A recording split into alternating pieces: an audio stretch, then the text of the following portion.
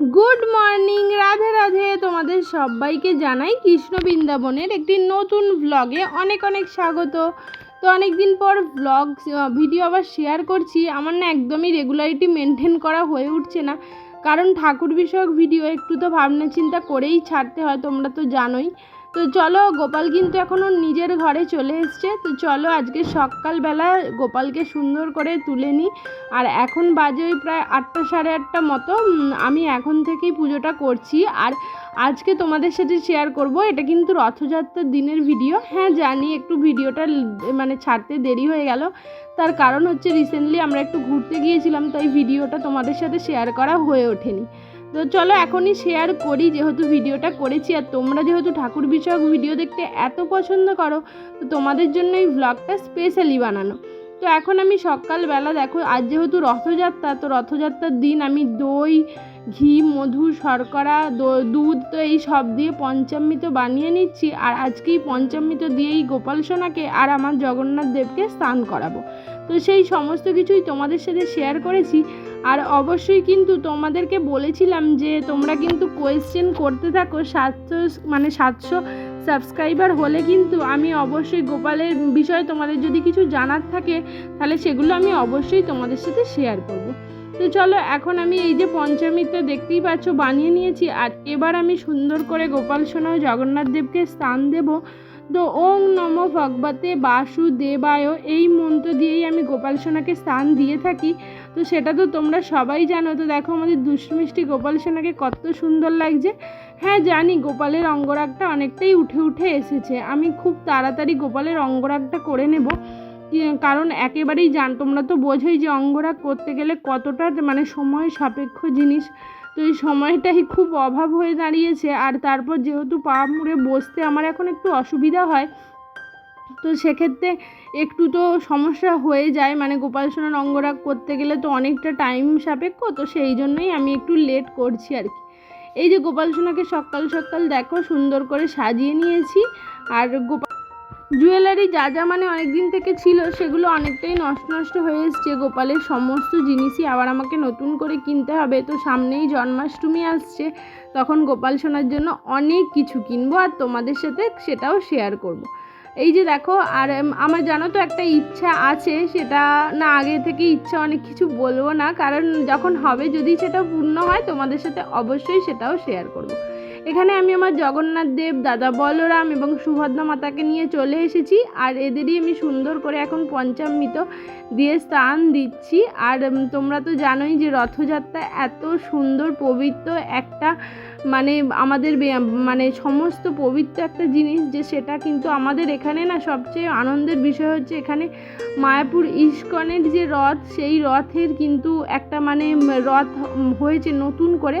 মানে মায়াপুর ইস্কন থেকে রথ আসে। আর মানে জগন্নাথ দেব, সুভদ্রা মাতার, বলরাম দাদার মানে সমস্ত মূর্তি এসেছে পুরী ধাম থেকে। তো সেই ভিডিও আশা করি তোমাদের সাথে পরের ভ্লগে ছোট করে শেয়ার করতে পারবো। এতটা পরিমাণ ভিড়, মানে সেইভাবে ভিডিও বানানো হয়নি। যেটুকু বানিয়েছি সেটুকু তোমাদের সাথে পরেই না হয় শেয়ার করব। আমি এখন দেখো সুন্দর করে ফুলের মালা, রজনীগন্ধার মালা, আর ইচ্ছে ছিল যে একটা তুলসী পাতার মালা করে দেবো, কারণ আমি দেখেছি জানো তো যে পুরী ধামে এই তুলসী পাতার মালার না ভীষণ প্রচলন আছে। তো এখানে আমি একটি মালা করে দিয়েছি, কিন্তু আমি সেদিন তুলসী পাতার মালাটা করা হয়ে ওঠেনি।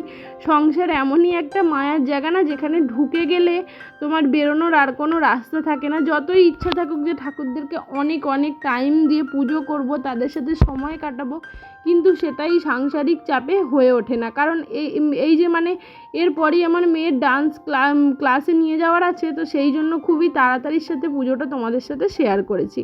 এখানে আমি নীল অপরাজিতা এবং সাদা অপরাজিতা দিয়ে আমি সুন্দর করে সাজিয়ে দিয়েছি।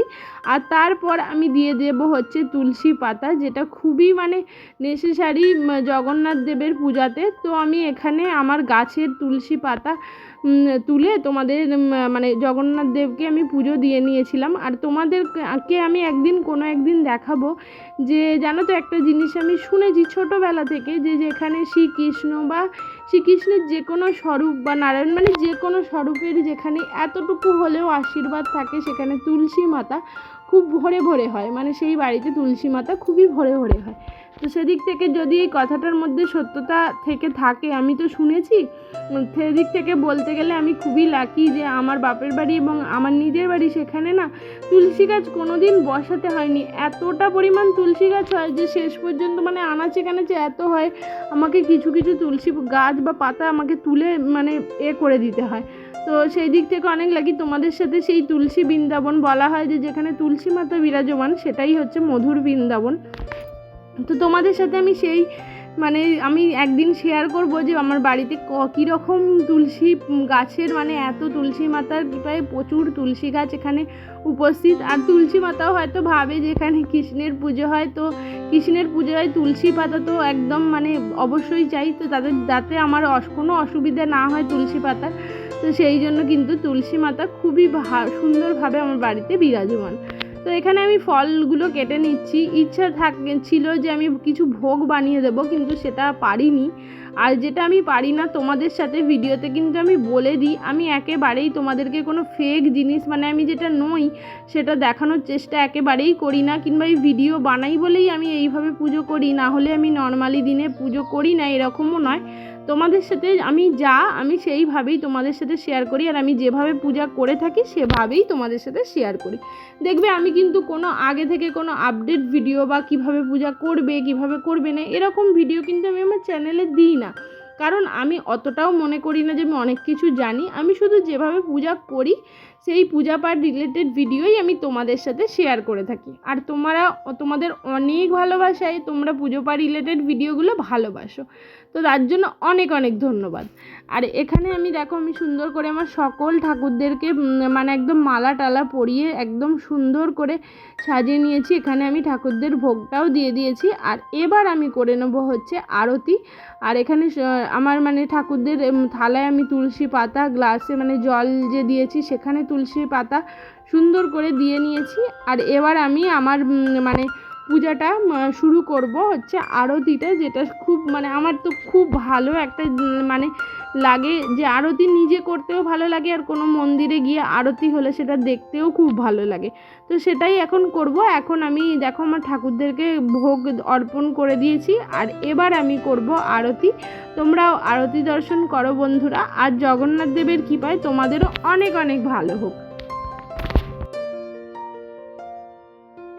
আশা করি তোমরাও তোমাদের রথযাত্রা খুব ভালো কাটিয়েছো। ভিডিওটা যদিও একটু দেরিতে আসছে, কিন্তু তোমাদের সাথে এই ভিডিওটা না শেয়ার করলে ভালো লাগতো না, তো সেই জন্যই দেরিতে হলেও আমি ভাবলাম যে না, ব্লগটা তোমাদের সাথে অবশ্যই শেয়ার করব। তো আমার গোপালকে, আমার জগন্নাথ ঠাকুরকে, আমার রাধাকৃষ্ণকে তোমাদের কেমন লাগছে অবশ্যই কিন্তু কমেন্টের মাধ্যমে লিখে জানিও।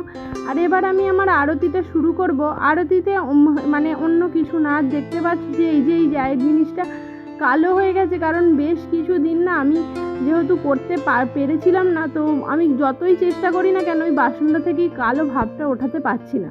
তোমরা যদি কেউ কিছু জেনে থাকো এরকম কালো দাগ কিভাবে তোলা যায় অবশ্যই কিন্তু জানিও। আমিও কিছু জানি, কিন্তু সেগুলো অ্যাপ্লাই করাও হয়ে উঠছে না। তো এখানে ঘিয়ের প্রদীপ, কর্পূর আর ধূপ এই দিয়েই আমি আমার আরতিটা করব।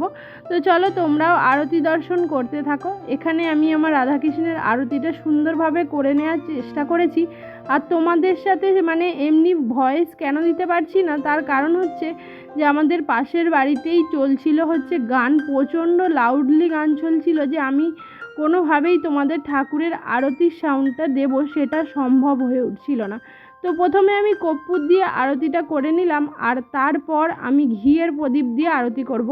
আর ঘিয়ের প্রদীপ কিন্তু অত্যন্ত শুভ একটা জিনিস বন্ধুরা। তোমরা কিন্তু যদি রেগুলার বেসিসে সকালে কিংবা সন্ধে একবার ঘিয়ের প্রদীপ জ্বালাতে পারো ঘরে, তাহলে কিন্তু নেগেটিভিটি অনেকটাই দূর হয়, মানে অনেক খারাপ জিনিস কিন্তু তোমাদের ঘরের থেকে দূর হয়। তো ঘিয়ের প্রদীপ জ্বালানো সংসারের জন্য খুবই শুভ একটা বিষয়। ঘিয়ের প্রদীপ, কর্পূর এইসব কিন্তু খুবই শুভ, তো তোমরা সেটা চাইলে করতেই পারো। আর এখানে আমি ধূপ দিয়ে আরতিটা করে নিচ্ছি। তো ভিডিওটা যদি তোমাদের এতটুকুও ভালো লেগে থাকে কোথাও, অবশ্যই তোমরা কিন্তু একটা লাইক করে যেও। আর যারা লাস্ট পর্যন্ত ভিডিওটা দেখছো তাদেরকে জানাই অসংখ্য অসংখ্য ধন্যবাদ আমার ভিডিওটা শেষ পর্যন্ত দেখার জন্য। অ্যাকচুয়ালি আমার বলবো না, আমাদের ভিডিওটা শেষ পর্যন্ত দেখার জন্য। তো তো তোমরা সবাই ভালো থেকো, সুস্থ থেকো। আবার তোমাদের সাথে দেখা হবে নতুন আরেকটি ব্লগ নিয়ে। আশা করি ততদিন তোমরা আমার সাথে থাকবে। আর এতদিন পরে এত কম ভিডিও ছাড়া সত্ত্বেও যারা আমাকে এতটা ভালোবাসা দিয়েছো তাদেরকে মন থেকে জানাই অসংখ্য ধন্যবাদ। শুধু তোমরা যদি তোমাদের নাম এবং কোথা থেকে দেখছো সেটাও জানাও, তাহলে খুব খুশি হব। আজ তবে আসি, রাধে রাধে।